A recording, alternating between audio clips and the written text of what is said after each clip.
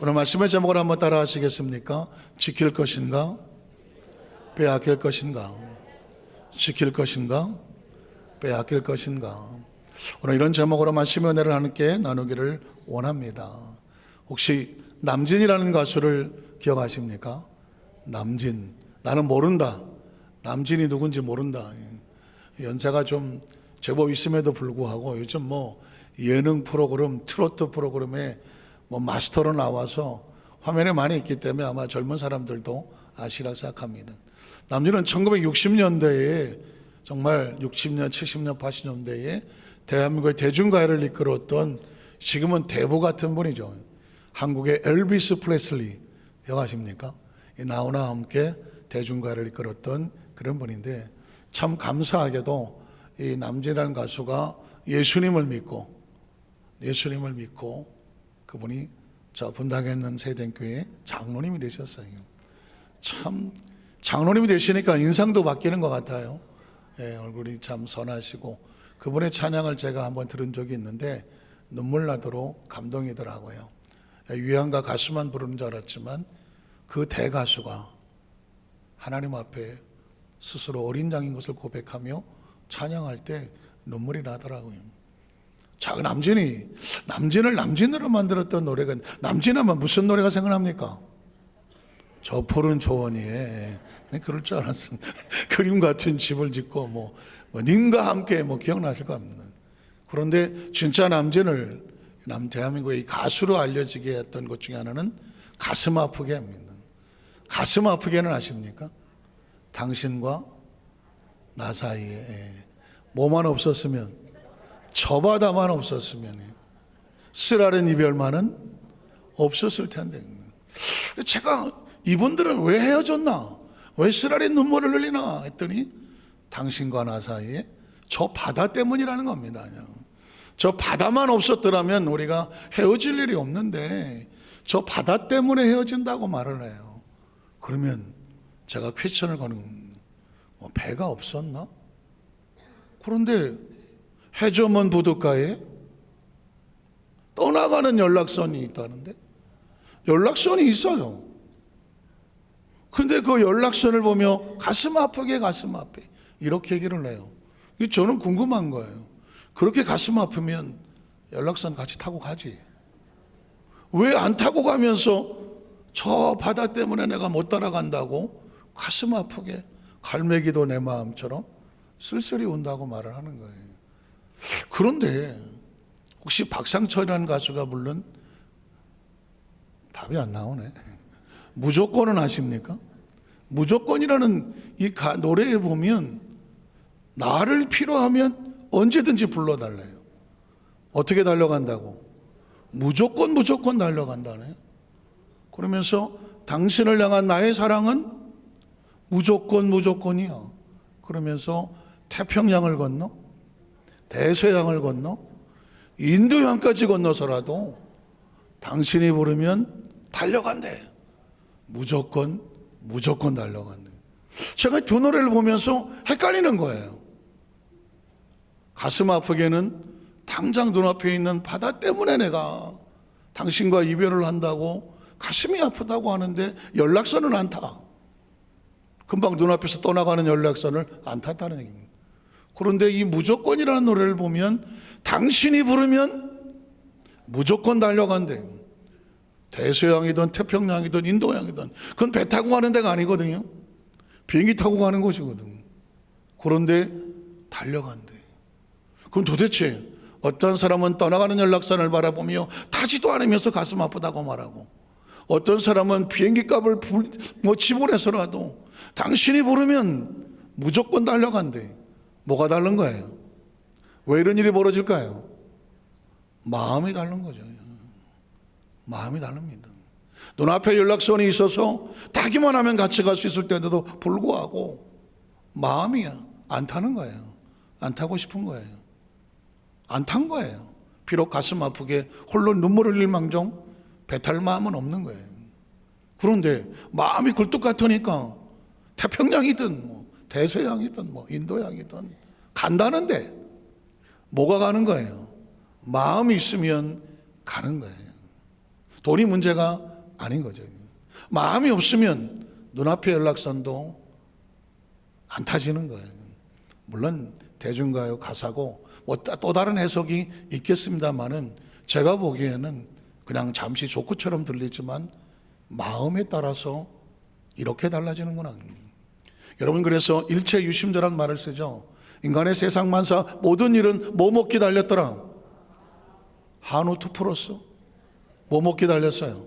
마음 먹기 달렸습니다. 그래서 마음을 가지고 어떻게 살아가느냐가 인생의 방향을 결정하고 선택하기도 한다는 말입니다. 신앙생활은 더더욱 중요합니다. 우리가 어떤 마음을 품고 하나님 안에 있느냐, 하나님의 마음을 품고 살아가는 사람은 하나님께서 어떤 어려움과 시련이 있다고 할지라도 인도양이든 대서양이든 태평양이든 마음이 가면 가게 되어 있는 거예요. 그러나 마음이 떠나 있으면 집 앞에 교회가 있어도 한 발짝도 움직이기 싫은 거예요. 어떤 이유를 대더라도 안 움직이는 거예요. 그래서 성경은 우리에게 이 세상에 지킬 것이 많이 있지만 하나님과의 관계 속에서는 무엇을 지켜라? 마음을 지켜라. 오늘 성경 본문 잠언 4장은 이렇게 말하는 겁니다. 내 아들아, 내 말에 주의하며 내가 말하는 것에 내 귀를 기울여라. 그것을 내 눈에서 떠나게 하지 말고 듣진 걸로 끝나지 말고 마음속에 지켜라. 마음에 새겨 놓아야 돼. 그것이 하나님의 말씀이 내 마음이 되게 만들어야 돼. 그것을 내 눈에서 떠나게 하지 말며 마음속에 지켜라. 그러면 그 다음 절에 그것을 얻으면 마음에 품으면 뭐가 되고 생명이 된. 하나님 말씀을 생명이라고 말하는 이유는 그 하나님의 마음을 품어야 비로소 우리는 생명이 안전합니다. 기억하십시오. 인간은 존재적으로 하나님의 마음을 품어야 우리는 안전하게 되어 있습니다. 평안하게 되어 있습니다. 생명은 그렇게 지켜지는 것입니다. 그것은 또 온 육체의 건강도 지킬 수 있다라고 말하고 있습니다. 그러면서 모든 지킬 만한 것들, 이 땅의 삶을 살아가면서 얼마나 중요한 것이 많이 있습니까? 모든 지킬 만한 것들이 많이 있지만 그 중에 최고로 우선적으로 먼저 지킬 것은 뭐다? 마음을 지켜라. 생명의 모든 근원은 여기서부터 난다. 마음이 살면 모든 삶이 살 수 있고 마음이 무너지면 모든 것이 무너지는 것입니다. 오늘 성경 속에서 이 마음을 잘 지켜서 하나님 주신 축복을 생명을 지키는 사람이 있는가 하면 마음이 무너짐으로 말미암아 하나님 주신 그 모든 것도 무너지고 생명도 무너진 사람을 발견하게 됩니다. 우린 첫 번째로 마음을 지키지 못하고 하나님을 떠난 사람. 하나님을 떠났다는 얘기는 하나님과 분리됐다는 것이고 하나님과 분리된 사람은 모든 것을 빼앗긴 사람입니다. 창세기 3장 6절에 보면 아담과 하와 얘기가 나오는데 이 아담과 하와는 이름만 들을 때마다 가슴 아픈 거예요. 에덴이라고 한 하나님이 쓴 가장 소중한 축복을 그에게 주셨습니다. 하나님의 영도 주고 생명도 주셨습니다. 모든 게 부족함이 없었던 사람입니다. 그런데 에덴을 빼앗깁니다. 에덴을 빼앗기는 거 누가 와서 에덴을 훔쳐간 게 아니에요. 마음속에 하나님의 마음을 잃어버리면 에덴이 눈앞에서 사라지는 겁니다. 기억하셔야 돼요. 지금 내가 가지고 있는 모든 것, 심지어 내 생명이라고 할지라도 이걸 내가 지키나요? 아닙니다. 누가 와서 훔쳐가도 훔쳐가는 게 아닙니다. 내가 하나님과 단절되면 이미 빼앗긴 것입니다. 오늘 창세기 3장 6절은 이렇게 말합니다. 여자가 그 나무를 본즉 먹음직도 하고 보암직도 하고 지혜롭게 할 만큼 탐스럽다 나무를 보았습니다. 혹시 우리나라 속담에 견물 생심이죠. 마음은 어디서 생기는지 아십니까? 눈으로 볼 때, 귀로 들을 때, 어떤 것을 느낄 때 그 감각이 우리 안에 마음을 만들어냅니다. 그래서 옛 선조들은 견물생심이라고 말하는 것입니다. 어떤 것을 바라볼 때 우리는 즉각적으로 마음을 품게 되어 있습니다. 자, 나무를 보았습니다. 그런데 먹음직하고 보암직하고 있을 수 있어요. 그런데 지혜롭게 할 만큼 탐스럽다는 얘기는 욕심인 거죠. 여기 마음은 욕심의 마음이 들어왔다는 것입니다. 이 하와는 하나님께서 이 선악과를 손대지 말라, 먹는 날은 반드시 죽으리라는 하나님의 말씀이 있었습니다. 하나님의 말씀은 하나님의 마음인 거예요.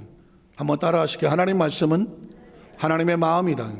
지금 여러분은 설교를 듣고 있는 게 아니에요. 말씀을 듣고 있는 게 아니에요. 교육을 받는 게 아니에요. 강의를 듣는 게 아니란 말입니다. 세미나를 하는 게 아니란 말입니다. 하나님 말씀은 하나님의 마음인 거예요. 지금 여러분이 예배에 참석한 이유는 하나님의 마음을 가슴에 품으려고 하는 거예요. 마음을 품으려고 온 거예요. 하나님 마음은 어떤 것일까? 지금 내 마음엔 무엇을 품어야 되나? 내가 품어야 될 하나님 마음이 무엇인가? 그래서 예배가 중요한 거예요. 예배에 반드시 여러분이 예배의 생명이 있는 거예요. 예배에 실패하면 신앙에 실패하는 거예요. 신앙에 실패하면 인생에 실패하는 거예요. 왜 그러냐? 마음을 지키지 못하기 때문인 거예요. 하나님 말씀은 하나님의 마음이에요.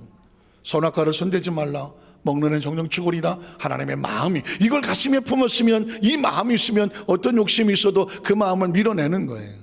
그런데 안타깝지만 하와는 그 마음을 밀어내지를 못해요. 오히려 하나님의 말씀의 마음을 잊어버리고 탐욕이 들어와서 이걸 마음에 품어요. 마음을 품으면 사람은 어떻게 되어 있느냐? 움직이게 되어 있습니다. 그래서 그 다음 절에 보면 여자가 그 열매를 따먹습니다. 어떤 행위든지 생각 없이 하는 행위는 없어요. 마음을 정하고 특히 갈등이 있을 때 결단해야 된다고 하면 열매를 따먹었다는 얘기는 하나님의 말씀과 마음을 잊어버렸습니다. 빼버렸습니다. 뱀이 말한, 사탄이 말한 먹어도 죽지 않는다, 눈이 밝아져서 하나님처럼 된다, 이걸 마음에 품었어요. 그 다음엔 그냥 자동으로 행동은 따라오는 거예요. 그래서 생명의 근원은 마음에 있는 거예요. 마음을 그렇게 먹으면 행동이 따라가고, 행동이 따라가면 결과와 대가가 따라오기 때문에 그렇습니다. 그 열매를 따먹고 자기와 함께 남편에게도 주매 그도 먹었습니다. 자, 선택하고 행동을 했습니다. 그럼 결과 뭐가 따라올까요? 대가와 결과가 따라옵니다. 한번 따라왔을까요? 선택에는 대가와 결과가 따라온다. 그들이 하나님 말씀을 따랐으면 하나님의 대가와 하나님 말씀의 결과가 다가오겠죠. 그러나 말씀을 벗어나서 사탄이 배후에 있는 뱀의 말을 듣고 뱀의 마음을 품고 뱀이 시키는 대로 행동을 했다면 대가가 따라오겠죠. 그래서 따라온 대가가 뭘까요? 잊어버리는 거죠. 그들이 그날 바람이 불 때 동산에서 거니시는 야훼 하나님의 소리를 듣고 나담과 그 아내가 야훼 하나님의 낯을 피하여. 왜 이렇게 피합니까? 두려운 거죠. 행동을 할 때는, 어떤 사람이 행동을 할 때는 분명히 그 마음속에 어떤 마음이 있는 겁니다. 그런데 하나님의 낯을 피하였다는 얘기는 하나님과 사이가 껄끄러운 것입니다. 하나님의 징계가 두려운 것입니다. 피하여 숨는 것이죠. 동산나무에 숨었습니다. 어떤 사람이 숨었다? 왜 숨었을까요? 뭔가 나와 관계가 거꾸럽고 두려운 것이 있는 것이죠. 그 다음 절을 보면 야훼 하나님이 아담을 부르시며 그에게 이르시되 내가 어디에 있느냐. 저 유명한 하나님이 아담을 부르는 겁니다. 아담아, 아담아, 내가 어디에 있느냐. 아담이란 이름은 하나님이 지어주신 최초의 사람의 이름이에요. 하나님의 사랑과 정성과 눈물이 있는, 하나님의 간절한 애정이 있는 이름이에요. 늘 아담의 이름을 부르면서 에덴을 함께 지켰던 이름이에요. 그런데 지금 아담이 안 보이는 거예요. 아담아, 아담아, 어디에 있느냐. 이 이야기는 아담이 어디 있는지를 몰라서 묻는 게 아닙니다. 아담에게 너의 마음이 어디 있느냐고 묻는 겁니다. 아담아, 아담아, 네가 있어야 될 너의 마음이 지금 누구의 마음으로 채웠느냐? 네 마음이 어디 있느냐? 한번 따라왔을까요? 아담아, 아담아, 내 마음이 지금 어디 있느냐? 사랑하는 성도 여러분, 우리는 매 순간 하나님 앞에 위치 보고를 하고 사는 사람들입니다. 내 마음이 하나님께 있습니다. 하나님께서 지금 저와 여러분에게 24시간 묻는 겁니다. 아담아, 아담아, 너는 어디 있느냐? 지금 네가 있어야 할 자리를 지키며 그 자리에 떳떳하게 있느냐라고 묻는 겁니다. 혹시라도 하나님과의 관계가 무너지고 하나님 원치 않는 마음을 품고 어디 숨어서 있지 말아야 될 곳에, 그곳에 있으며 하나님의 마음을 가슴 아프게 있는 것은 아닌가라고 묻는 겁니다. 스스로 물어야 됩니다. 나는 지금 어디 있는가? 내 마음은 어디 있는가 물어야 됩니다. 왜냐하면 이 마음을 지키지 아니하면 생명의 근원이 사라지기 때문입니다. 살고 죽는 것은 호흡에 있지 않습니다. 호흡에 있는 것은 그냥 육체의 기능적인 호흡을 얘기하는 것이죠. 그러나 우리의 존재의 생명은 하나님과의 관계에 있는 겁니다. 그래서 아담은 하나님으로부터 질문을 받는 겁니다. 아담아, 아담아, 내가 어디 있느냐.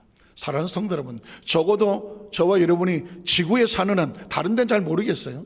지구에 살고 있는 한 하나님의 백성으로서 하나님의 사람이라고 하면 매일 스스로 자기 위치 파악을 하십시오. 난 지금 어디 있나? 저 어디 있나? 그것이 하나님 앞에 제가 숨어 있는 자리인가? 하나님께서 올바른 관계에 있는가? 그래서 예배가 중요한 겁니다. 네가 하나님의 앞에 나와서 네가 지금 여기 있음을 하나님께 고백한, 그게 신앙 고백인 거예요. 전능하사 천지를 이걸로 신앙 고백이, 물론 사도신경을 하겠지만 여러분의 지금 존재 자체가 하나님 앞에서는 신앙 고백입니다. 주여 내가 여기 있습니다. 얼마나 감사합니까? 주여 내가 여기 있습니다. 얼마나 귀한 하나님을 향한 고백입니까? 어딘가 남모르게 숨어서 음침한 곳에서 하나님의 음성이 들릴까 봐 두려워 떨면서 아담아 아담아 내가 어디 있냐고 물었는데 대답을 하지 못하고 쭈삣쭈삣 거리면서 어디 딴 데 왔는데요. 하나님 앞에서 쭈삣거리는 것만큼 자존심 무너지고 가장 비참한 것은 없었다. 기억하십시오. 하나님과의 관계가 온전해질 때 이 세상 어디를 내놓아도 당당한 겁니다. 하나님과의 관계가 어긋나면 어디 가서 숨어 있어도 절대로 평안하지 않아요. 우리 양심은, 우리의 신앙은 절대 하나님을 떠나선 어디도 편안하지 않다는 겁니다. 그 다음 절을 보면 그래서 이럴 때 내가 동산에서 하나님의 소리를 듣고 내가 벗었으므로 어떻게 됐다고 말해요? 두렵다고 말하는 거예요. 인간은 전체적으로 하나님과 분리되면 두려워 떨 수밖에 없는 거예요. 적어도 두려워 떨면서 돌이켜 올 수 있는, 그래야 살 소망이 있는 거예요. 안타깝지만 선택은 대가가 따른다고 말했습니다. 그런 이미 하나님과 분리되기 시작했습니다. 결국 마지막 23절 24절에 보면 모든 것을 잃게 됩니다. 야훼 하나님 에덴 동산에 그를 내보냈다고 말하죠. 분리를 말하는 겁니다. 하나님과 공급이 차단되는 것을 말합니다. 관계가 끊어지는 것을 말합니다. 그의 근원이 된 땅으로 육체는 흙으로 돌아가 땅을 갈게 하시니라. 이같이 하나님이 그 사람을 좀 더 공격적으로 쫓아내시고, 잘 들어보십시오. 쫓아냈다는 얘기는 더 이상 같이 하지 않도록 하나님께서 내어보냈다는 겁니다.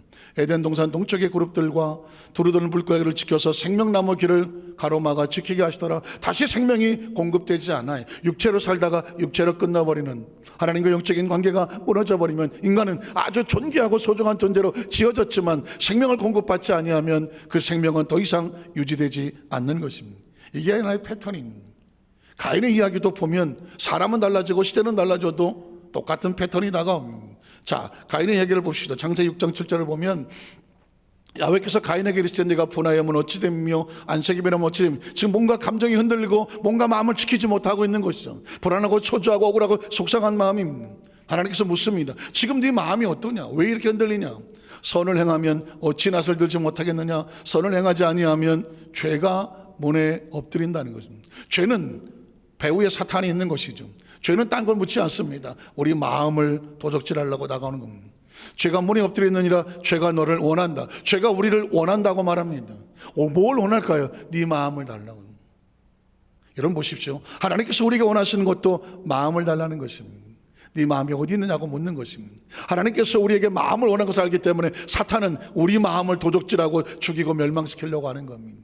사실 신앙생활에 이 땅의 삶을 살면서 치열한 영적 전쟁은 뭐냐면 마음에서 벌어지는 것입니다. 하나님께서는 네 마음을 나에게 달라고 말하는 것입니다. 그러나 사탄은 네 마음을 나한테 달라고 말하는 것입니다. 그래서 죄가 우리를 원한다고 말합니다. 사탄은 우리 마음을 원합니다.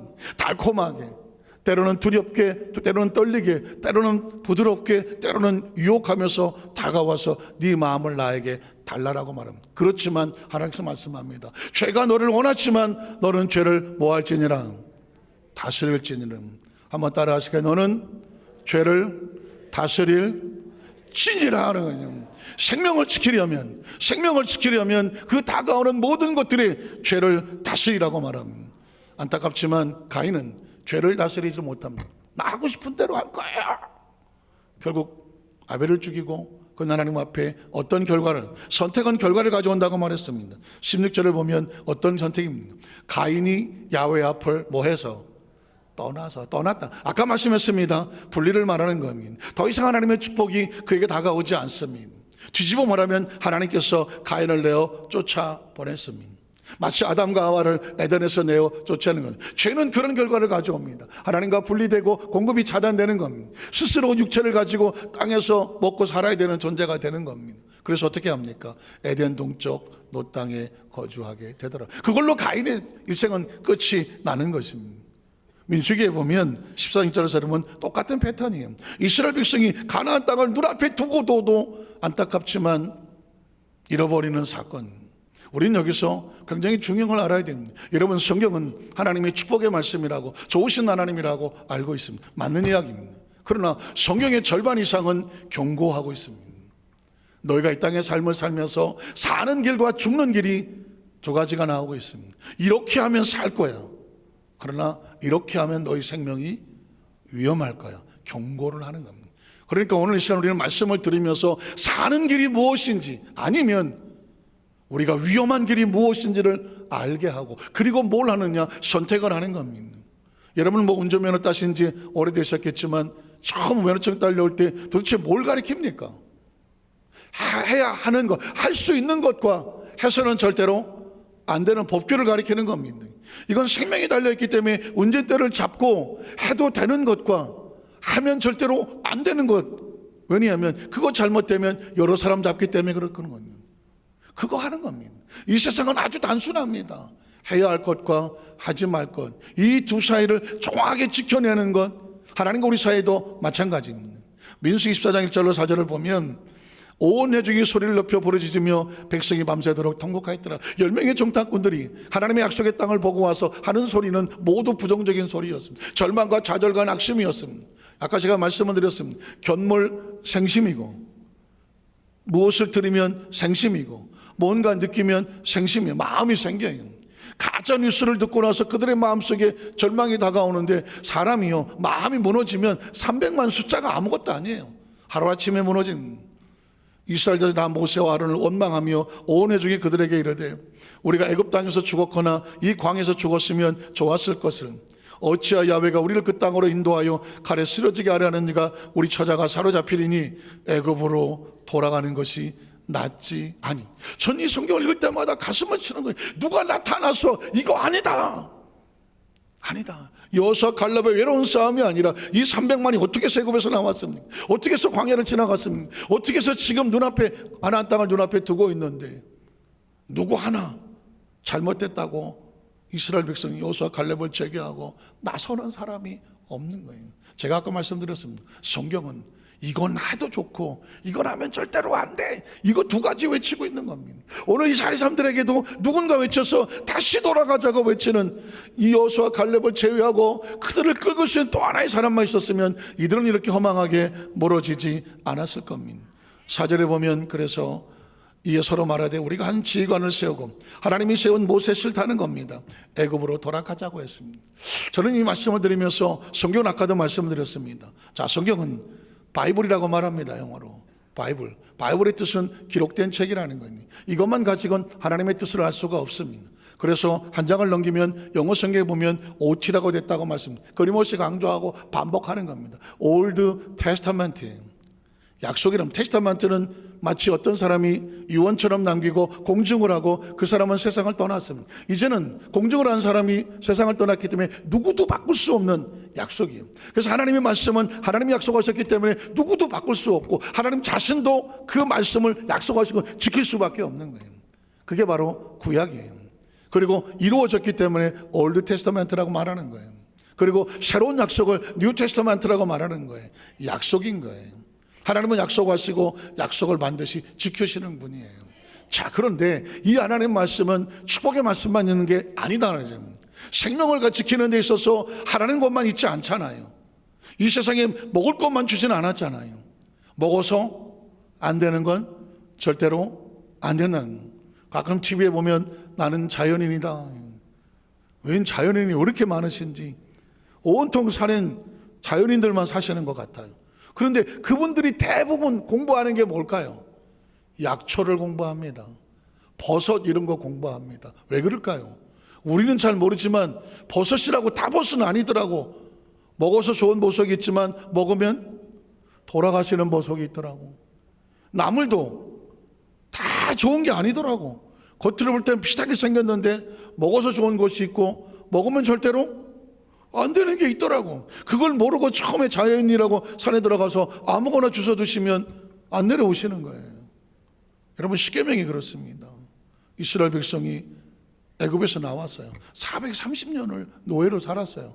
뭐 그냥 시키는 대로 하고 사는 거예요. 기준이 없어요. 그냥 애굽 사람이 시키는 대로 살았어요. 그리고 이제 홍해수를 건넜어요. 광야를 지나고 가나안 땅에 들어가 이제 주인이 돼야 돼요. 주인은 아무나 됩니까? 주인은 책임이 있는 거고요. 기준이 있어야 되는 거예요. 하나님께서 그래서 광야를 지나가면서 하나님과 함께한 나라를 세우려면 너희가 이런 기준을 가지고 살아야 돼. 하나님 앞에 다른 신을 두지 마. 이건 하나님을 위해서가 아니에요. 우리가 하나님의 축복된 삶을 유지하기 위해서 기준인 거예요. 내 앞에 다른 신을 두지 마라. 우상 앞에 절대로 무릎 꿇고 절하지 마라. 다시 말해 하나님 외에 다른 것을 하나님보다 더 마음에 두지 마라. 그게 우상인 거예요. 하나님 이름을 망령되이 끊지 마라. 하나님 이름은 함부로 취급당할 이름이 아니다. 하나님의 나를 기억하고 소중히 지키고 예배하는 것입니다. 그래서 우리가 오늘 예배 드린 예배는 하나님의 명령이에요. 그리고 하나님의 명령이 있지만 하나님을 위해서 드리는 예배가 아닌 거예요. 그 예배는 우리를 위해서 드리는 거예요. 너희가 예배를 통해서 생명을 살라고 하나님 마음을 품으라고 하나님께 영광이지만 우리를 살리려고 예배를 드리게 하는 거예요.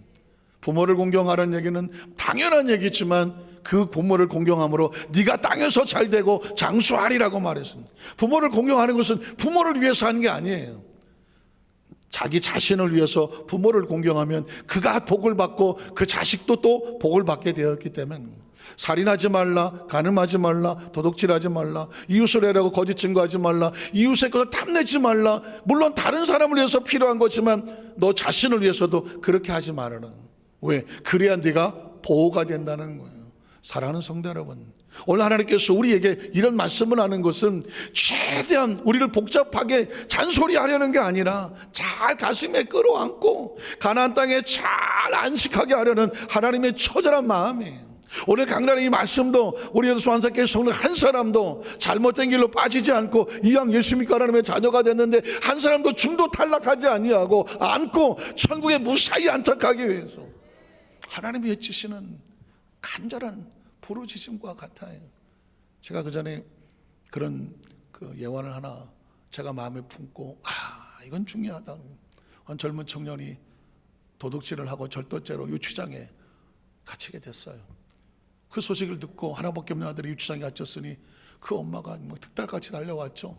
유치장 오자마자 철창에 갇힌 아들을 보니까 얼마나 가슴이 찢어지겠어요. 아이고 이 새끼야, 내 새끼야, 네가 어떻게 키웠는데 엄마. 손을 붙잡고 통곡하는 그 옆에 있는 경찰관들이 보기에도 아이고 안쓰러운 겁니다. 그런데 그것도 잠깐 조금 있더니 갑자기 그 엄마가 하고 비명을 지르면서 그 철저에서 손을 탁 들었는데 살점이 이만큼 떨어져 나가고 피가 나냐라는 겁니다. 가만히 봤더니 그 아들이 그 엄마의 손을 물고 살점을 떨어뜨렸어요. 순식간에 그냥 아수라장이 돼버렸습니다. 그때 그 아들이 그런 얘기를 했다는 겁니다. 엄마, 내가 이 철창에 있는 이유는 엄마의 손 때문에 내가 지금 철창에 있다는 겁니다. 내가 유치원에 가서 친구들 거 장난감 훔쳐왔을 때 엄마는 한 번도 야단치지 않았어. 아이고 내 괜찮아 그런 아이고. 초등학교 다닐 때도 뭘 훔쳐왔을 때 야단 한 번 치지 않아서 내가 너를 어떻게 키웠는데 아이고. 중학교 다닐 때도 고등학교 다닐 때도 대학을 가도 사회를 나가도 엄마는 아이고 내 새끼 아이고 그래 한 번도 야단 한 번 친 적이 없어. 이 아이는 자라면서 청년이 됐지만은 그의 마음속에 뭐가 잘못됐다는 도덕과 윤리 개념이 그 어머니 앞에서 혼동이 돼버렸어. 남의 것을 자기 것처럼 갖다 쓰고 결국은 절도죄로 감옥에 들었어. 뒤늦게 자식아 철창에 앉아서 보니까 내가 왜 이렇게 됐을까? 우리 엄마는 왜 한 번도 내가 뭘 잘못했을 때 야단을 치지 않았어? 등짝이라도 한번 쳐줘야 내가 그게 아니라고 가르쳐 줬어야 되는데. 그래 비로소 철창에 있어서 그 어머니 손을 부르뜨리면서 내가 이 철창 안에 있는 것은 엄마가 이 손으로 나를 한번 야단쳐 주지 않았기 때문이든. 논리적으로 맞는지는 모르겠지만 가슴 아픈 소리였었습니다. 사랑하는 성도 여러분, 성경은 하나님께서 우리에게 아이고 이 새끼 잘했다 우리 새끼들 이러지만 하지는 않아요. 제가 지금 성경 읽다가 깜짝 놀란 것은 제가 나중에 한번 이렇게 정리를 해서 말씀드리겠지만 절반이 축복이면 절반은 경고예요. 절반은 처참한 심판이에요. 심판의 이유는 무너뜨리려고 하는 게 아닙니다. 자기 백성을 살리려고 하는 것입니다. 오늘 또 한 가지만 생각한다면, 둘째로 마음을 지키고 믿음의 질을 지켜낸 사람들의 모습이 있습니다. 잃어버린 사람만 있는 것이 아니라 지켜낸 사람이 있더라고요. 지난 금요철 예배 때 제가 처절하게 통곡하는 마음으로 설교를 했어요. 다음 주일날 설교 제목을 미리 얘기하면서 했어요. 다음 주일날 설교 제목을 미리 얘기하면 또다시 성령 충만인 거예요. 왜냐하면 최근에 제가 감리교신학대학교 은퇴하시는 모 교수가 기독교 사상지에 대한민국의 교회를 전망한다고 썼는데, 그 글을 읽어 내려가다가 제가 철렁했어요. 아니, 상상도 못하는 문구를 본 거예요. 그 문구를 보았더니 제가 이제 다음 주는 자세히 쭉 하겠지만, 한 구절을 딱 보면은 전 이때까지 이렇게 충격을 받은 문구는 처음 봤어요. 순복음 한세대학교 무슨 순복음대학교에서 쓴 게 아니라 감신대 대학교가, 좀 리버럴하다고 말하는 감신대 교수가, 그것도 초임 교수가 아니라 은퇴한 교수가 한국 교계를 뒤돌아보면서 한국 교회를 위해서 외치고 있는 처절한 눈물의 고백인데, 더 이상 성령이 필요 없는 대한민국 교회라고 썼어요. 더 이상 성령이 필요하잖아. 더 이상 성령 세례, 성령 충만, 성령 집회 이런 게 없어. 누가 급해서 무슨 기도원에 올라가고 산상기도회를 가고 금요시 가고 처리하고 밤새도록 처리하고 기도하고, 이건 전설이야. 대한민국에 어떤 그런 교회가 있어? 이제 다 사라졌어요. 1960, 70년대만 하더라도 구름대같이 모여서 하나님께 부르셨던 그 엄청난 기도 소리가 대한민국에서 사라졌어요. 누가 그렇게 기도합니까? 누가 밤새도록 처리하자 그러면 내일 직장 가야 되고 힘들어요. 누가 옵니까? 안 와요. 성령 대망에 성령 집회하자 그러면 굳이 그렇게 부르짖고 기도하지 않아도 나 지금 사업만 잘 되면 먹고 사는데 지장이 없는데, 성령이 필요하지 않아요. 세상에 이런 문구가 어디 있습니까? 더 이상 성령 세례, 성령 집회, 성령이 필요 없는 교회. 전 가슴이 철렁했어요. 금방 생각나는 단어가 창세기 6장 1절에 그런 구절이 있어요. 하나님의 아들들이 세상의 딸들의 아름다움을 보고 마음을 빼앗겨서 그들의 소유의 좋은 대로 그들을 취하여 아내로 삼았더라. 가정 얘기, 결혼 얘기가 아닌 거예요. 하나님의 사람들이 세상의 마음을 빼앗겨서 세상과 짝하여 하다 보니 하나님의 영이 필요 없는 거예요. 그래서 창세기 6장 3절에 가면 하나님이 이렇게 말해요. 내가 다시는 내가 사람들에게 나의 영을 부어주지 않겠다. 내 영을 떠나겠다고 말을 해요. 여러분, 홍수가 무섭습니까? 핵폭탄이 무섭습니까? 뭐가 무섭습니까? 그런 것들은 아무것도 아닌 거예요. 하나님의 영이 내가 더 이상 너희와 갖고 있고 싶지 않다고 말하는, 이게 이 상황이 무서운 거예요. 이 상황이 무서운 거예요. 섬찟하는 거예요. 그리고 나서 하나님의 영이 떠나요. 그랬더니 4절 5절에 가면서 땅이 혼돈하고 공허. 하나님이 없는데 무슨 그 땅이 뭐가 되겠어요? 세상의 것을 취하여서 잘 먹고 잘 살고 흥청망청하는 것 같지만 하나님이 떠나버린 세계에 뭐가 남겠어요? 그래서 하나님께서 땅 위에 사람 지으셨음을 한탄하고 후회하고 내가 이 땅을 쓸어버리리라 라고 심판의 이야기가 나오는 거예요. 이 시대가 그런 거예요. 이 시대가. 아니, 여기서 누가 반론할 수 있겠습니까? 누가 반론할 수 있겠습니까? 대한민국 기도원을 가보십시오. 지금 기도원에 사람이 있는가? 대한민국 기도원 거의 문 닫았습니다. 산상기도회 다 없어졌습니다. 거의 없습니다. 거의 없습니다. 24 하루에 밤새도록 처리하는 교회 어디가 있습니까? 우리 교회도 안 하는데요. 안 돼. 왜 그럴까요? 더 이상 사람이 절박하지 않아요. 성령이 없어도 먹고 사는데 지장이 없다는 겁니다. 남는 건 뭐밖에 없는 자식입니까? 하나님의 영이 필요 없는 곳에는 하나님의 역사가 없어요. 그럼 남은 건 뭘까요? 심판밖에 없는 거예요. 그런데 희망이 있는 거예요. 8절에 보면, 6장 8절에 보면 그러나 하고 나오는 거예요. 그러나 노아는 하나님께 은혜를 입었다고 말하는 거예요. 이 은혜는 뭐냐면 하나님의 성령이 떠나지 않는, 하나님의 성령과 함께 할 수 있는 은혜를 얻은 거예요. 그래서 저는 간절히 외치는 거예요. 하나님, 우리 여두수만덕교회 성도들이 적어도 우리 교회 성도들만큼 그러나 노아가 하나님께 은혜를 입었던 것처럼 우리 교회 성도들은 여전히 성령님을 인정하고 환영하고 모셔드리고 성령을 인식하고 성령 세례를 사모하고 성령 충만을 사모하고 성령 대망회를 사모하고, 적어도 대한민국에 적어도 한 교회는 성령을 붙잡고 몸부림을 치고 밤새 통곡하고 기도하고자 하는 그 기도 소리가 꺼지지 않는 교회가 되게 하여 주시옵소서. 그러나 노아는 하나님께 은혜를 입은 거예요. 그게 성령님과 하나님과 마음을 지켜내는, 성령 충만한 마음을 지키겠다는 거예요.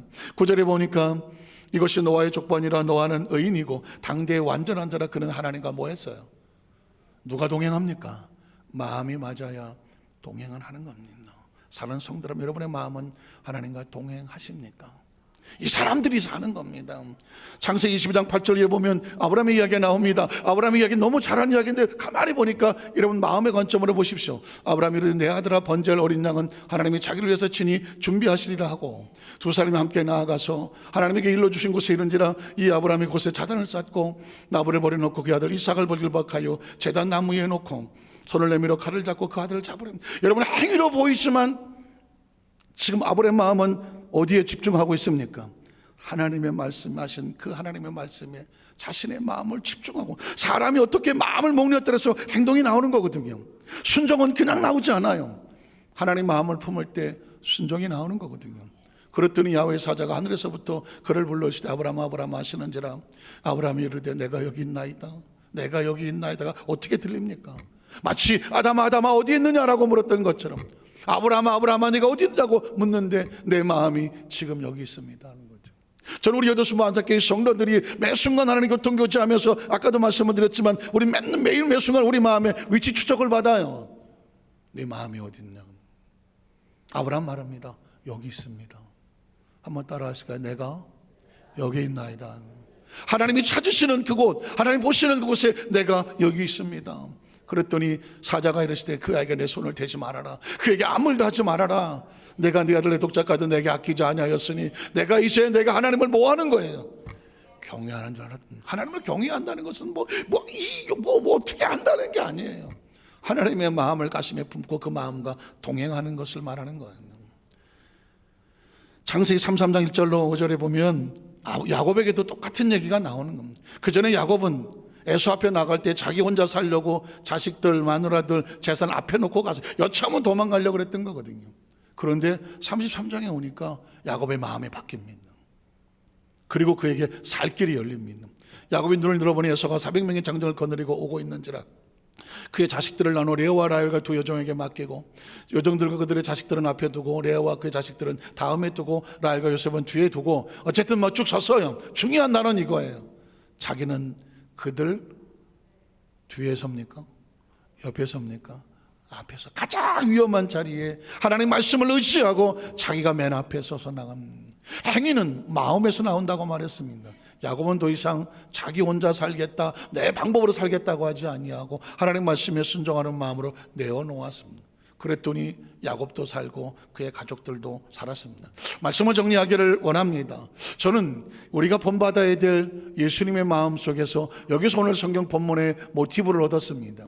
예수님은 가장 처절한 절망 속에서 몸부림치면서 우리에게 너희도 이렇게 하라고 가르쳐주는 본문이 있어요. 마태복음 26장 36절 이하를 보면 유명한 겟세마네 동산에 있었습니다. 여러분 예수님의 마음의 고백을 한번 들어보십시오. 예수께서 제자들과 함께 겟세마네 곳에 이르러 제자들에게 이르시되 내가 저기 가서 기도할 동안에 너희는 여기 앉아 있으라 하시고 베드로와 세베대의 두 아들을 데려갔을 때 갑자기 이런 말을 합니다. 지금 내 마음이 고민하고 슬퍼요. 이에 말씀하시되 내 마음이 고민하여 죽을 지경이라고 말합니다. 저는 성경 속에서 예수님의 이런 마음이 나올 때 얼마나 감사한지 몰라요. 하나님은 슈퍼맨이고 무슨 철인 28호 마징가 제트가 아닌 거예요. 야, 그런 거 가지고 고민해. 그런 거 가지고 왜 질질 짜고, 아이, 야가 믿어! 기도해! 이게 아닌 거예요. 예수님도 처절한, 심히 고민하여 죽을 지경의 그 처절한 고통 속에 그 심령을 알고 계시는 거예요. 그래서 고민하여 죽게 되었으니 너희는 여기 머물러 나와 함께 깨어 있으라 하시고 조금 나가서 얼굴을 땅에 대시고 엎드려 기도하여 이르실 때 내 아버지여 만일 할만하시거든 이 잔을 내게서 지나가게 하시옵소서. 고민하여 죽게 될 심정인 거예요. 그래서 피하고 싶은 거예요. 사랑하는 성도 여러분, 지금 이 자리에 우리 성도들 오늘 이 땅에 살면서 고민 없는 사람이 어디 있어요? 처절한 고통과 아픔 속에서 몸부림쳐 보자는 사람이 누가 있어요?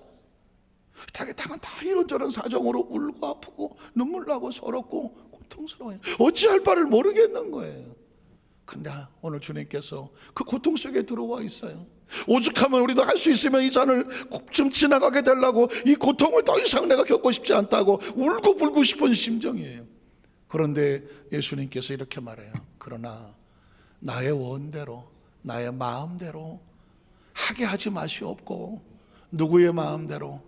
아버지의 마음대로, 아버지께서 원한 대로 하게 하시옵소서.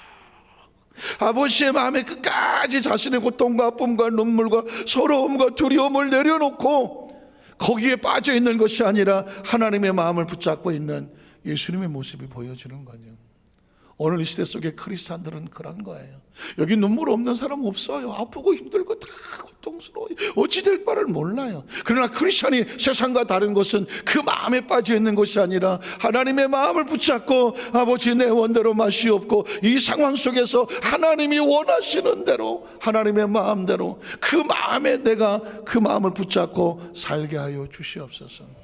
예수님은 그래서 십자가를 지시고 죽었다고 생각했지만 살아나셨고, 없어졌다고 생각했지만 존재하셨고, 실패했다고 생각했지만 승리가 되어주신 줄로 믿습니다. 간절히 바라기는 이런 험한 세대 속에 살아가는 저와 여러분에게 예배도 지켜야 자리에 나올 수 있는 것처럼, 신앙도 지켜야 되고 사명과 직분도 지켜야 나오는 것처럼, 오늘 저와 여러분의 삶의 현장 가운데 하나님 주신 것을 믿음으로 잘 마음을 지켜서 오늘 끝까지 승리하고, 우리 모두가 한 사람도 좀 더 탈락하지 아니하고 하나님 나라 속에서 함께 만나는 축복의 주인공들 되시기를 주님의 이름으로 축원합니다. 기도하겠습니다. 하나님 아버지 감사합니다.